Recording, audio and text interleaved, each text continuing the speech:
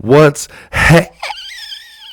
happening, baby? Welcome back to the Huddle Chat Sports Network's very own fantasy football huddle, presented, as always, by Danklyfe clothing brand and yours truly, the host of the Huddle Chat Sports Network, Dallas Clark. Today, we're going to be breezing right through the top 24 tight ends in your early rankings of the 2024 fantasy football season. We've already done the running backs, the wide receivers, the quarterbacks. We're going to be talking about the tight ends. I've got the rookie playbook coming for you. I've got players coming off injuries that we're going to be focusing on. I've got a ton of things coming down the bend for you. So make sure that you hit that subscriptions bar down below and the notifications bell so you always know when new content is coming out. But let's not waste any time today and get you right into those tight ends and how they rank among my rankings as opposed to the expert consensus ranking, the ECR. Now, let's fill up your cup, roll something up, and get right into the tight end list of 2024 in the early rankings of the preseason. Now, right now, tight ends might leave you a little bit of questions, but I do know that as far as my top 7 tight ends, they are all right in line with the ECR, the expert consensus ranking. And tight end, there's a few that we're going to stop and talk about. But really, it's going to be just as it kind of was last year. You got quite a few decent options in about that top 5, top 6 range. You start getting some questions around tight end 7 to tight end 12 or 13.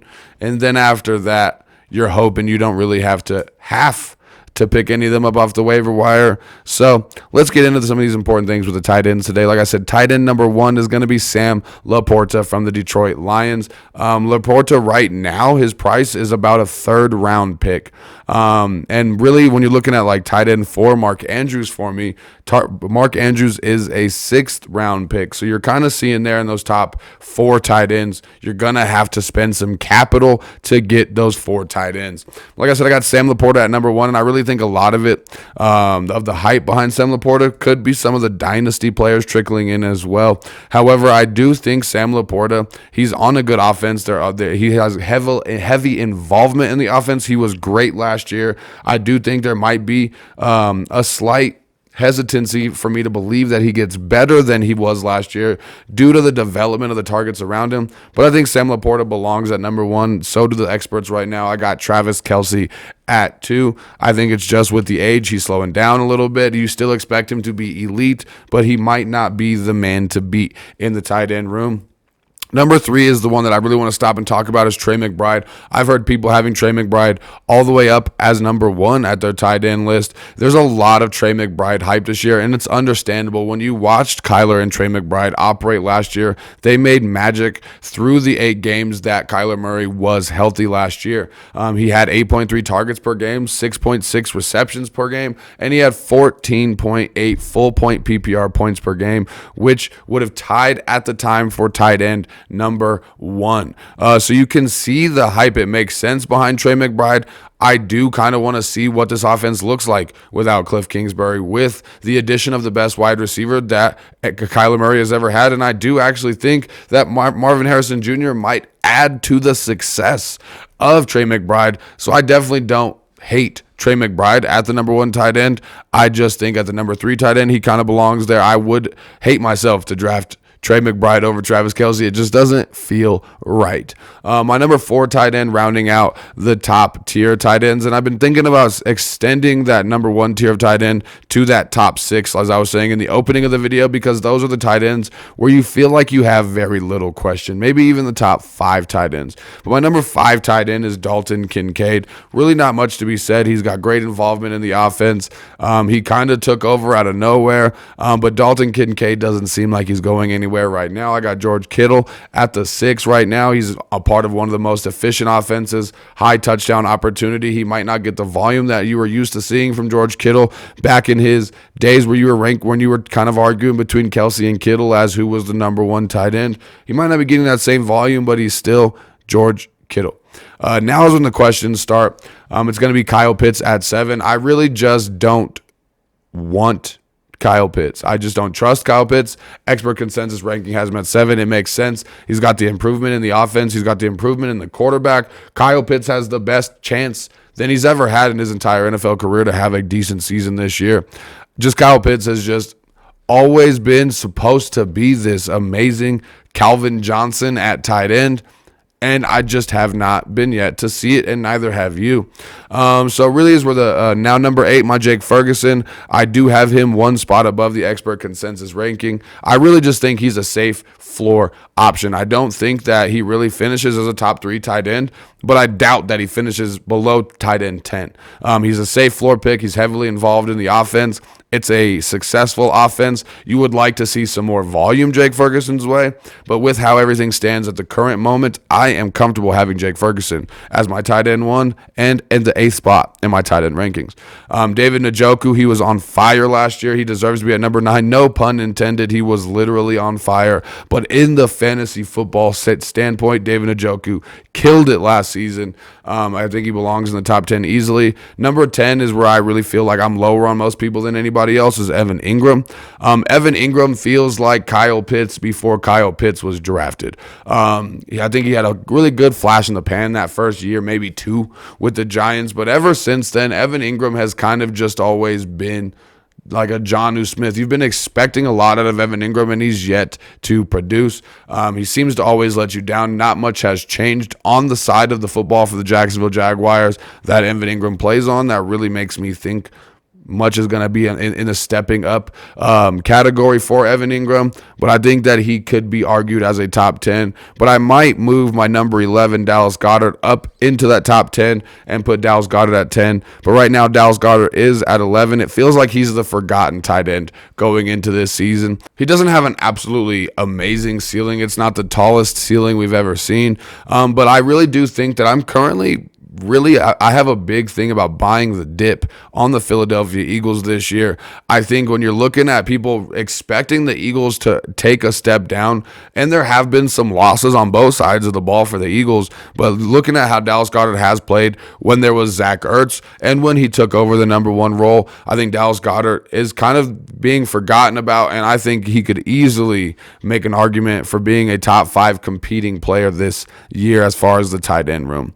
Now moving on outside and going into the top 12 through 24. The last tight end in my top 12 will be Dalton Schultz from the Texans. He's a good player. He's coming off an extension this offseason. He was one of 4 tight ends to hit 575 or more yards in each of the last 4 seasons. So he's done something that only Travis Kelce, Mark Andrews, and a few other tight ends have been able to accomplish over the past few years. He's consistent, being on 2 different teams. I like Dalton Schultz. I think he easily could be a tight end 1 this year. Moving on to the tight end 13. I hate the situation, but I got to put Brock Bowers here at tight end 13. I think Antonio Pierce, the coach, wants to run the ball. I don't really think that Brock Bowers even hits 50 to 60% of the snaps until week 8, week 9.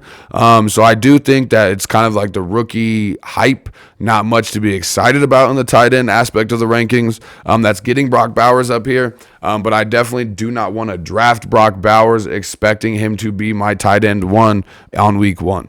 Now moving on to my tight end 14 is going to be Pat Freiermuth from the Steelers. I think the improvement of the offense, the improvement at the quarterback position is going to only bode well for Pat Freiermuth, and he's been playing well with Kenny Pickett, little hand Pickett.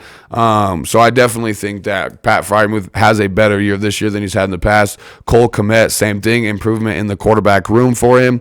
And then 17, Luke Musgrave from the Packers. He had some great flashes last year. He was a consistent tight end, but hasn't been able to blow the roof off this mother lover yet. So that's why he's still down there at a tight end too. Tight end number 18 for me is 17 will be TJ Hawkinson. I got confused with the numbers. I moved TJ Hawkinson just down recently.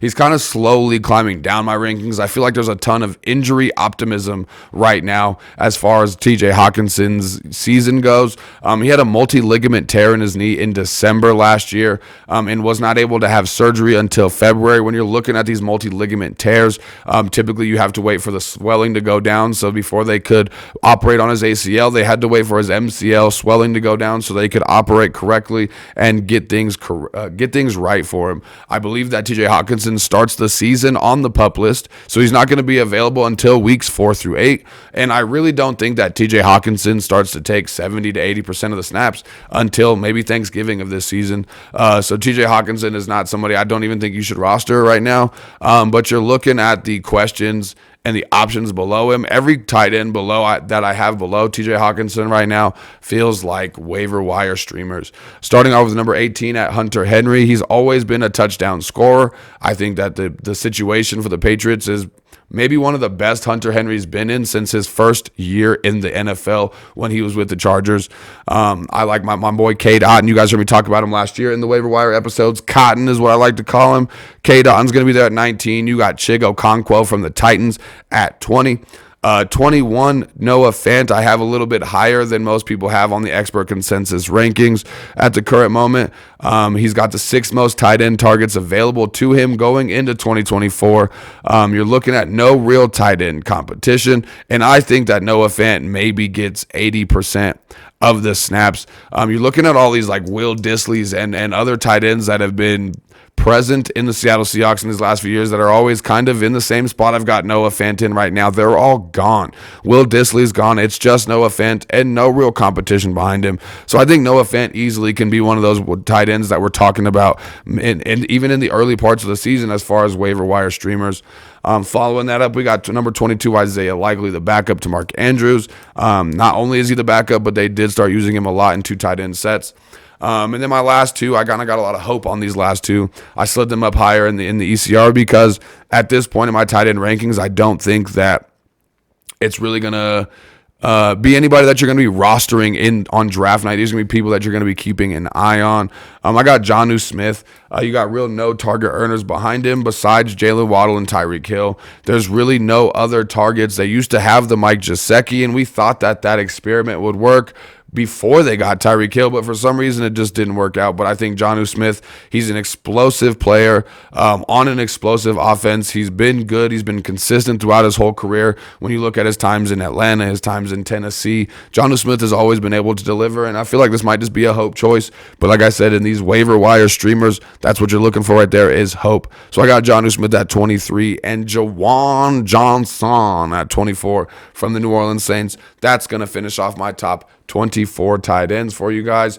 Like I said, we got the rookie playbook coming through. We got a lot of really big plans here on the Fantasy Football Huddle and on the Huddle Chat Sports Network. So guys, make sure you hit that subscriptions bell or that subscriptions bar and the notifications bell. And if you made it this far in the video and you haven't smashed the like button, what does a brother gotta do to get a thumb in this mother lover, man?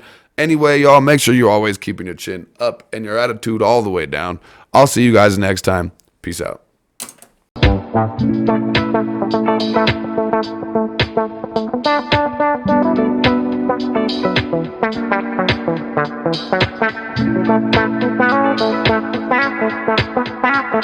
Thank you.